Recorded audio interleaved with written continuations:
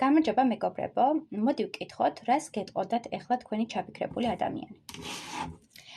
კონცენტრირდით ამ ადამიანზე, წარმოიდგინეთ მისი სახე, მისი ღიმილი, მისი დამოკიდებულება თქვენს მიმართ და ვნახოთ, რას გეტყოდათ ეს ადამიანი. რას გეტყოდათ ეხლა?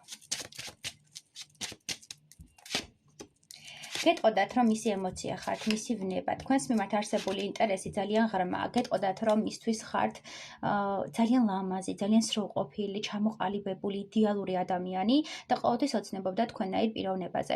გეტყოდათ, რომ ეჭვიანობს, გეტყოდათ, რომ მის ცხოვრებაში ასეთი პიროვნება არასდროს არ ყოფილა. შეიძლება ამ ადამიანისთვის ხართ ბედით მოვლენილი პიროვნება, იმიტომ რომ ბედის არკანი ჩვენს გვერდით არის. გეტყოდათ, რომ თქვენ ხართ მისი ბედის ადამიანი, მისი პიროვნება, რომელიც იცნო, შემოხედათ თუ არა თვალებში, ეგრევე მიხვდა, რომ მისი პიროვნება იყავით, მისი ცხოვრების თანამგზავრი იყავით და უნდა რომ თქვენც დაინახოთ ეს ყოველივე, უნდა რომ თქვენც გაახილოთ თვალები და დაინახოთ მასში ის ადამიანი, ის პიროვნება, ვისაც უნდა რომ ხედავდეთ. გეტყოდათ, რომ ის ცხოვრებაში არ არსებობს სხვა ადამიანი, სხვა არჩევანი და მხოლოდ თქვენ ხართ ის პიროვნება, რომელსაც უმზერს, რომელიც რომელიც ძვირფასია მისთვის და ძალიან ღირებული პიროვნება ხართ. გეტყოდათ, რომ თქვენს მიმართ აქვს ძალიან ბევრი ფიქრები იმაზე, რა გაჩუქოთ, რა გააკეთოს, რით მოგნუსხოთ, მაგრამ ამ ყველაფერს არ აკეთებს, იმიტომ რომ არ უნდა თავისი თვითკმარობა დაარღვიოს, თავისი იმიჯი დაარღვიოს და თუ ქალბატონი ბრძანდება, ვინც ჩაიფიქრეთ, საუბრობს, რომ არ უნდა ამით თავისი, ესე ვთქვათ, ქალურობა დაამციროს, ანუ დააკნინოს, იმიტომ რაღაც მესამე პირს მეფიქსირებენ ურთიერთობაში და არ უნდა რომ ჩაერიოს როგორც მესამე პირი. ძალიან ღირებულებებით დამუხტული ადამიანია, ბევრი ღირებულება აქვს, ბევრი მსოფლმხედველობა აქვს ამასთან დაკავშირებით, რომ არ უნდა მესამე პირი იყოს ურთიერთობაში და უნდა რომ თქვენც გააკეთოთ არჩევანი და თქვენც აირჩიოთ ეს პიროვნება.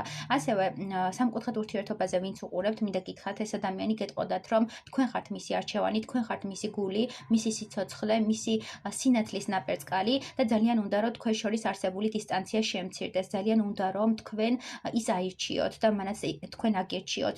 აქ ძალიან ბევრი ემოციებია და განსაკუთრებით სტაბილურობის და ვნების ემოციები.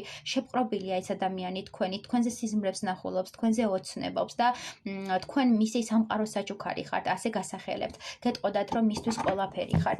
კიდევ რას გეტყოდათ?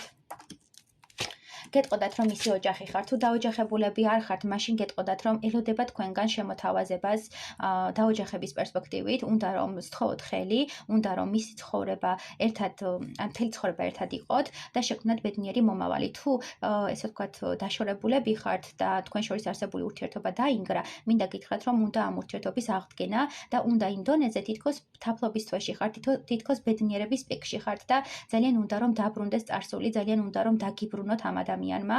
გეტყოდათ, რომ ეს ადამიანი აპირებს ნაბიჯების გადმოდგმას, თუ მამაკაცი ჩაიფიქრეთ, ამ შემთხვევაში გეგმავს, რომ ხელი გთხოვოთ და ასევე გეტყოდათ, რომ თქვენ მისთვის ხართ ადამიანი, რომელზეც არჩევანი ერთხელ გააკეთა, მაგრამ ყოველდღე აირჩევს. ყოველდღე თქვენ გაგინაწილებთ თავის სიყვარულს და ემოციას და მიხვდა რა დონეზე ძვირფასი და ძვირადღირებული ხართ მისთვის და რომ თქვენ ხართ მისი ცხოვრების სინათლე, მისი ცხოვრების წვეულება ადამიანი და რომ არ შეუძლია თქვენგან სიშორე და თქვენგან დამოუკიდებლად ცხოვრება, იმიტომ რომ თქვენზე მოჯაჭვულია, დამოკიდებულია და მისთვის ხართ სამყაროს უსასრულობა.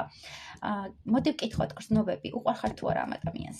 მაგრამ უკვე გამოიკვეთა. კი ბატონო, უყვარხართ, ძალიან უყვარხართ ამ ადამიანს, მალავს ამ სიყვარულს, საკუთარ თავთანაც კი კონფლიქტში შედის ამ სიყვარულის გამო, თითქოს არ უნდა ამ ყველაფრის აღიარება. ძალიან ისეთი ადამიანია, შეიძლება სახეზე არ შეეტყოს, რომ უყვარხართ, მაგრამ თვალებში აუცილებლად აისახება თქვენ და მიეს ვნება, თქვენ და მიეს სიყვარული და თქვენს მიმართ არა მარტო ერთი გრძნობა აქვს, არამედ მრავალფეროვანი გრძნობა აქვს, ხო?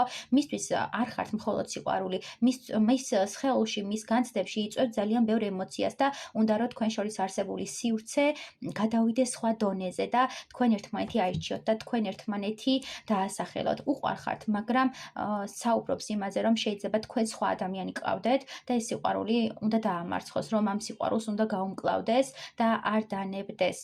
თუ სხვა ადამიანი გყავთ და იმ სხვა ადამიანთან, ესე ვთქვათ, იცის რომ ურთიერთობა გაქვთ, ეს ადამიანი ფიქრობს, რომ ხوار დაასრულოს ეს ურთიერთობა, თქვენთან მიმართებაში გრძნობები მოკლას და თქვენი ისტორია დასრულდეს, მაგრამ თუ არავინ გყავთ, ამ შემთხვევაში ეს ადამიანი საუბრობს, რომ ძალიან უნდა ეს ურთიერთობა გადაიზარდოს სხვა ურთიერთობაში და დასრულდეს მისი ეს შინაგანი შიშები, კონფლიქტები და იმის განცდა, რომ გკარგავთ. წარმატებები.